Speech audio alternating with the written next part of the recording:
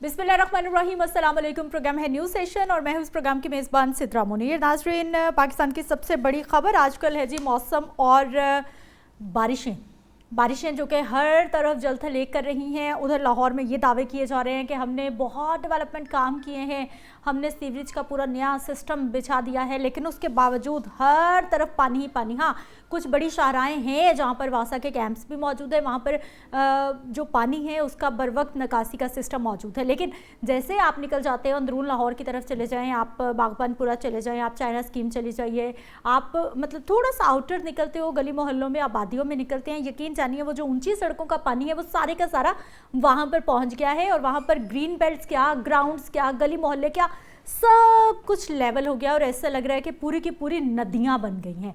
और इस सारी सिचुएशन में हमारा बिजली का जो निज़ाम है वो आपको पता है, फीडर स्ट्रिप करना तो एक साइड पे है, लेकिन उसके साथ साथ खुदा ना खास्ता किसी भी जगह पर पानी में करंट आ जाए तो फिर सोचिए कि कितना बड़ा नुकसान हो सकता है। लाहौर शहर में आज एक ही स्पेल में 263 मिलीमीटर बारिश रिकॉर्ड की गई है, जो कि बहुत ज़्यादा है और उसको संभालना एक बहुत बड़ा चैलेंज भी है। तर्जुमान वासा लाहौर एयरपोर्ट के इलाके में सबसे ज़्यादा 263 मिलीमीटर बारिश रिकॉर्ड करने का क्लेम कर रहे हैं। उनकी जानिब से ही ये सारी ताजपुरा है और दीगर आबादियाँ हैं जहाँ पर कई कई फीट पानी जमा हो गया है। अब वासा का अमला तो वहाँ मौजूद होगा, कैंप भी मौजूद होगा, लेकिन जो सिस्टम है वो जब पानी को अपने अंदर अब्जॉर्ब ही नहीं कर पा रहा, आगे उसके पास कोई हल ही नहीं है, तो वो सिस्टम भी क्या करे भाई, बंदे वहाँ पर रुक कर क्या करेंगे। इस सारे मामले पे बात करेंगे जी। सीनियर सहाफ़ी जावेद इकबाल साहब हमारे साथ मौजूद है।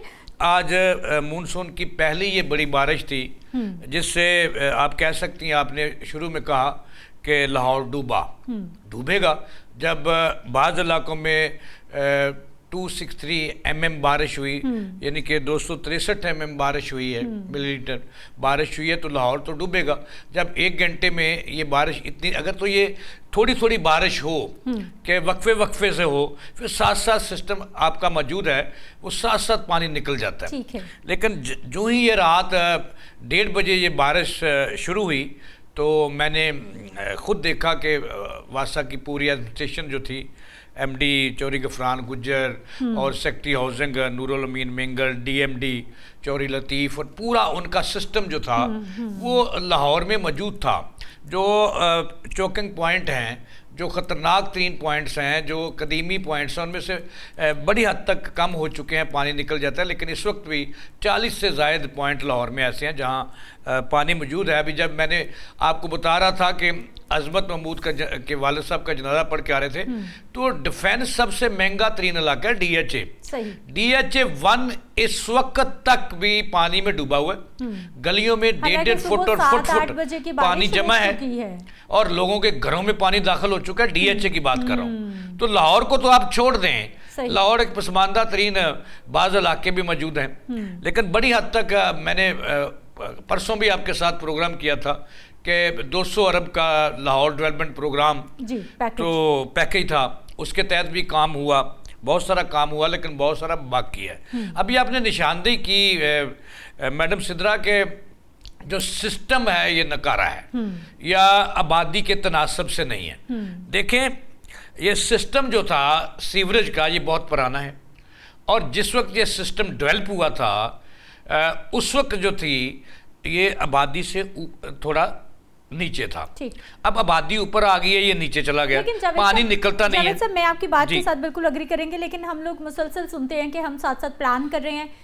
1 से 1.5 साल हो गया है, आपने भी नोट किया होगा कि लाहौर शहर की बेशतर सड़कें जो हैं वो उनको खोदा गया जी, सीवरेज का काम हो रहा है। फिरोजपुर रोड, आप एबिट रोड पे चले जाइए, फिरोजपुर रोड पे चले जाइए, आगे जो है वो कैनाल रोड की तरफ चले जाइए, गली मोहल्लों में बड़ी तादाद में काम भी हुआ है, कोशिश की गई है, उसके बावजूद लाहौर डूब रहा है जी। इसकी वजह है ना, मैं आपको वजह बताने जा रहा था कि आबादी बढ़ गई है, सिस्टम वही है। इस साल लाहौर डेवलपमेंट प्रोग्राम के तहत कोई नए सीवरेज लाइनें बिछी हैं, बहुत सारी आबादियाँ बन गई, हाउसिंग स्कीमें बन गई जो बगैर प्लान के बनी।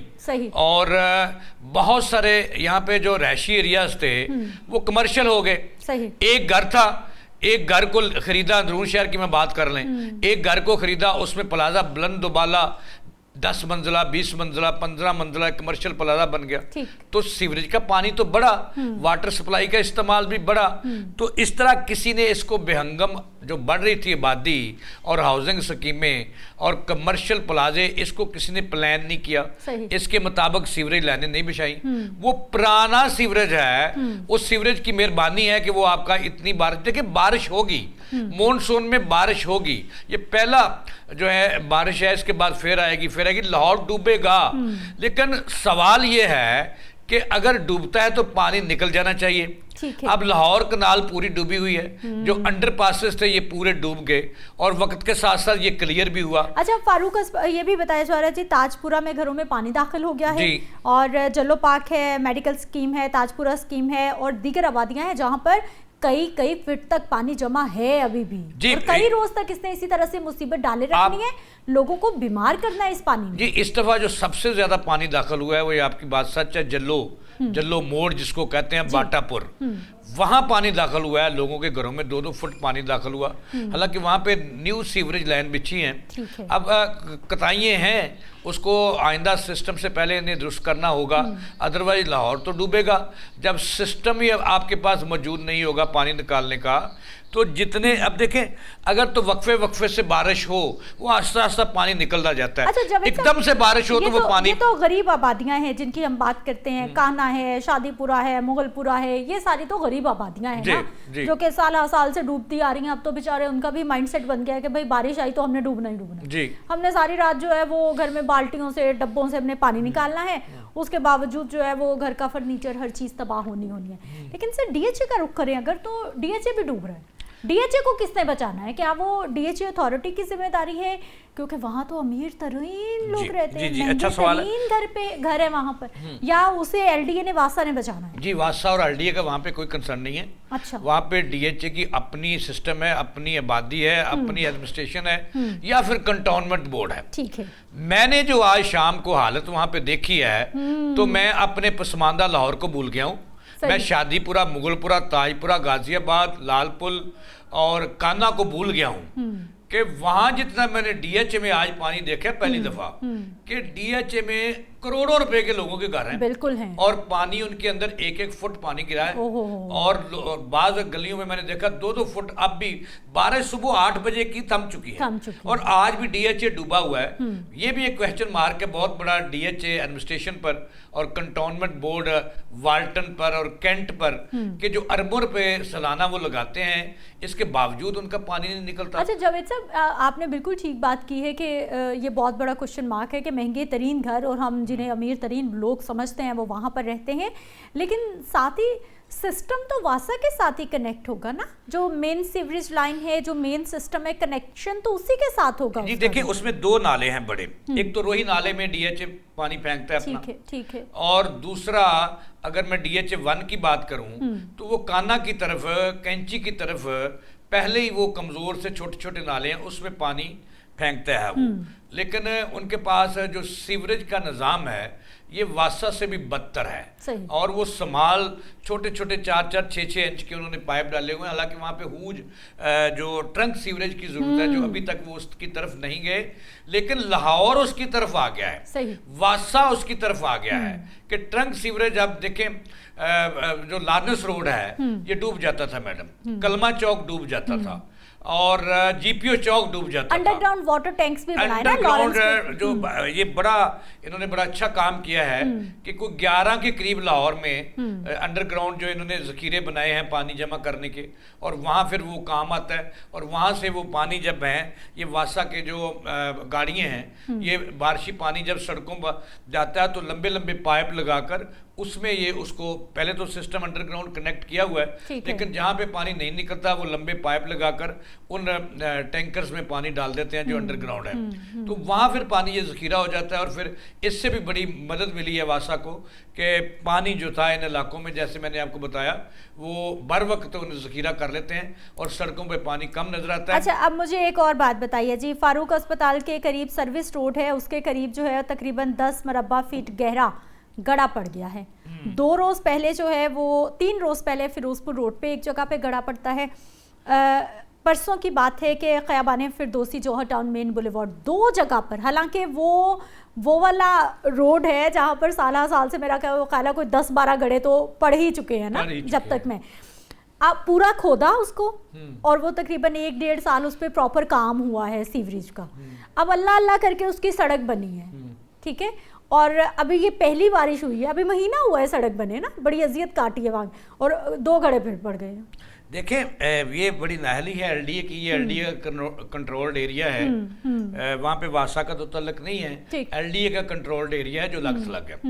अब बहुत सारी कोताहियाँ हैं कि एलडीए जब ये सीवरेज डलवाता है, उसके डालता है, उसके बाद इसकी भरपूर खुदाई जब होती है तो फिर उसको छोड़ा जाता है कुछ अरसे के लिए, उस पर वो उनके बुलडोज़र चलाए जाते हैं या उसकी पूरे तरीके से उसको फिक्स करने के लिए फिक्स करके फिर उस पर रोड बनाते हैं। ठीक है। अब एलडीए जो है इसको तो मेरा ख्याल है कि चीफ मिनिस्टर को मुर्गा बना देना चाहिए, क्योंकि एक क्या बयान अमीन हो, क्या बयान आफ्ताब हो और फरूक अस्पताल के करीब ये पूरे इलाके जो हैं ये 1 साल में 10-10 बार मरतबा वहाँ पे गड़े पड़े हैं और एक मरतबा तो गाड़ी भी अंदर चली गई। सीवर लाइन फटती है उसकी वजह से गड़ा पड़ता है। जी देखे ना, ज़ेरे ज़मीन जब ये बंदों की पुत्रों की तरह काम नहीं करेंगे, नाकस काम करेंगे मुबैना तौर पर, तो फिर ऐसा तो होगा।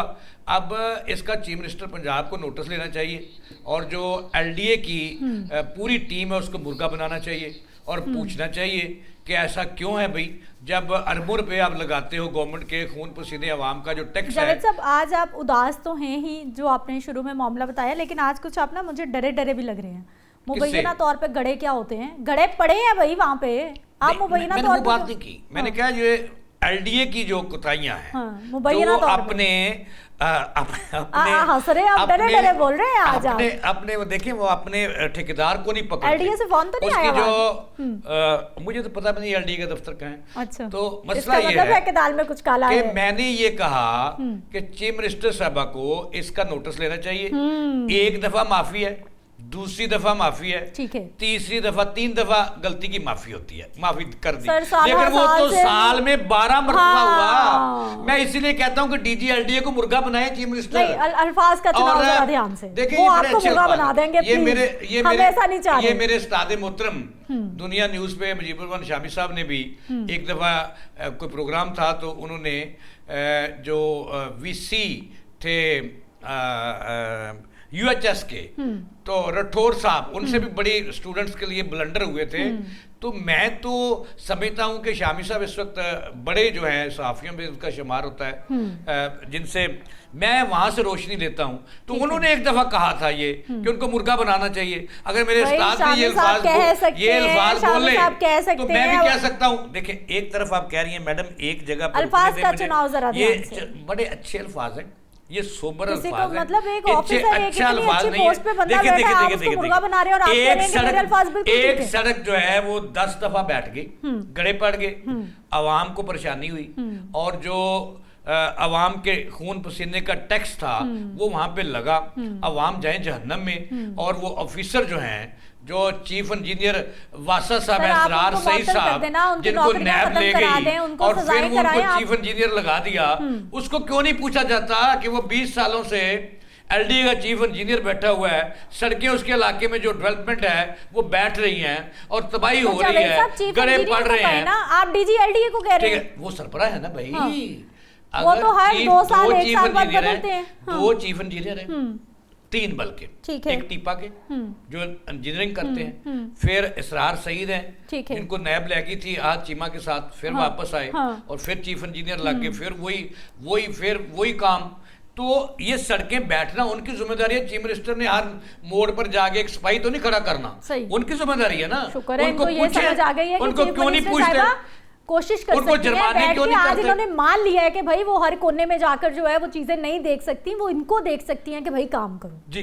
तो फिर पूछे ना उन्हें कि चीफ इंजीनियर साहब आ जाए इधर, ये गड्ढे क्यों पड़ रहे हैं, ये सड़कों का बेड़ा गर्क क्यों हो रहा है, ये आपकी कुताहियां क्यों हैं, क्या कमीशन लेते हो? होता है वैसे, पूछा जाता है जब भी बारिश आती है, कोई इस तरह का मामला हो जाता है कि भाई आपने तो इतने पॉन्डिंग एरियाज थे, इनको आपने क्लियर करार दे दिया था, वहां पे फिर पानी जमा हो रहा है या फिर सड़कें बैठ रही हैं, कोई एहतसाब का अमल मौजूद है इदारों में? एहतसाब का अमल जो है ये इनका सर्जिकल ऑडिट होना चाहिए। सर्जिकल ऑडिट आपको पता क्या होता है? जब मोहसिन नकवी साहब वाली टर्म यूज कर रहे हैं, ये इनका सर्जिकल ऑडिट होना चाहिए ठीक है, कि देखिए, ये रिपोर्ट्स ठंडे कमरों में बैठ के, और आप वासा ने लाहौर में 200 कैमरे लगा दिए कि जी पानी कहाँ कहाँ खड़ा है, तो मॉनिटर कौन करता है? बंदे ही करते हैं ना, और तो नहीं को करता कि ये पानी दिखाना यहाँ से निकले। हमारी चीफ मिनिस्टर पिछले साल गई थी, तो किन से पूछा था उन्होंने? साथ कौन थे कि कितना पानी जमा है? तो पानी वहां पे मीम्स बन रही हैं, कई रोज वहां पे पानी कहाँ पर जमा है। ठीक, कई रोज वहां पे पानी, चीफ मिनिस्टर साहब वहां से चली भी गई, लेकिन कई रोज पानी जमा रहा। लेकिन जब तक एहतसाब का अमल इन जालिम और मगरूर अफसरशाही का नहीं होगा, चीफ मिनिस्टर कामयाब नहीं हो सकती सूबे में। चीफ मिनिस्टर पंजाब इस वक्त जो है 8-10 लोगों पे डिपेंड कर रही है कि उन्होंने पंजाब चलाना। अब लाहौर के ये हालात हैं, तो दीगर शहरों के क्या हालात होंगे? पूरा पंजाब डूबा पर है, पूरे शहर डूबे पे, कोई पूछने वाला नहीं है। बहुत शुक्रिया, आप हमारे साथ मौजूद रहे हैं। यकीनी तौर पर इस वक्त पूरे पाकिस्तान की तकरीबन एक जैसी सूरत हाल है कि बारिश तो मुसलसल होती जा रही है, लेकिन बारिश को संभालना मुश्किल होकर रह गया। इसलिए मैं ब्रेक पे जाने से पहले बस आपको यही कहना चाहूँगी कि कोई भी प्लान बनाए, मौसम को मद्देनजर रखते और गैर ज़रूरी तौर पर जो है वो कोई भी प्लान ना बनाएं, बल्कि अपने घरों में रहें और महफूज रहें। ब्रेक पे जाते हैं, वापस आएंगे, कुछ और मज़ीद टॉपिक्स हैं उन पर भी बात होगी।